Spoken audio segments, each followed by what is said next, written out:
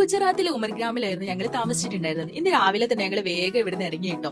നമുക്ക് ഇന്ന് ഗോവ പിടിക്കണം എന്നായിരുന്നു ഞങ്ങൾ കരുതിയിട്ടുണ്ടായിരുന്നത്. പറ്റുമോന്നൊന്നും അറിയില്ല. എന്തായാലും ഞങ്ങൾ രാവിലെ നേരത്തെ ഇറങ്ങി. പക്ഷെ മുംബൈയിലെത്തിയ സമയത്ത് ഞങ്ങൾ വിചാരിച്ച കാര്യങ്ങളൊന്നും നടക്കൂല എന്ന് ഞങ്ങൾക്ക് മനസ്സിലായിട്ടോ.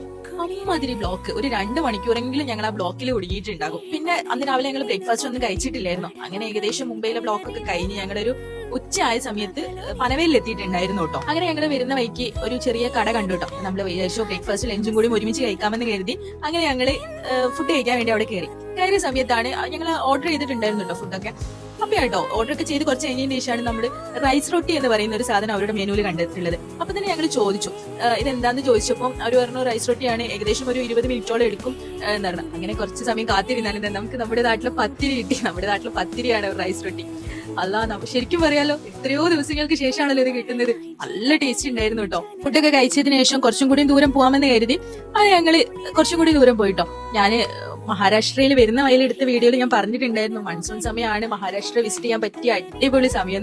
അതേപോലെ തന്നെയായിരുന്നു കേട്ടോ. മഹാരാഷ്ട്രയുടെ ഓരോ ഭാഗങ്ങളും എന്താ ഭംഗി. ഈ മൺസൂൺ ആയതുകൊണ്ടാവും ഇവിടൊക്കെ ഭയങ്കര രസമായിട്ടോ കാണാനും. പോകുന്ന വയലൊക്കെ അടിപൊളി. പിന്നെ ഒരു വൈകുന്നേരം ആയ സമയത്ത് ഞങ്ങൾ അവിടെ കണ്ടിട്ടുണ്ടായിരുന്ന ഒരു ചെറിയ കടയിൽ നിന്ന് കയറിയിട്ട് ചായ ഒക്കെ കുടിച്ചു.